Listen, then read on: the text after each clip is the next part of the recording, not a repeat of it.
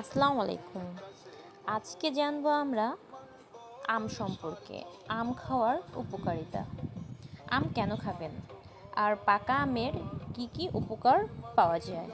পাকা আম ক্যান্সার থেকে রক্ষা করে। পাকা আমে রয়েছে প্রচুর পরিমাণে অ্যান্টিঅক্সিডেন্ট উপাদান, যা কোলন ক্যান্সার, স্তন ক্যান্সার, প্রোস্টেট, লিউকেমিয়া প্রভৃতি ধরনের ক্যান্সার থেকে শরীরকে রক্ষা করে।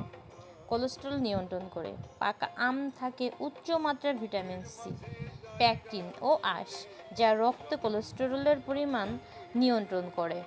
ত্বকের যত্নে পাকা আম ফুসফুরি দূর করে, ত্বকের উজ্জ্বলতা বৃদ্ধি করে।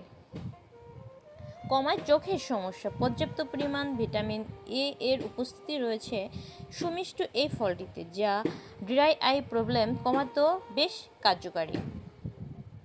শরীর সুস্থ রাখে।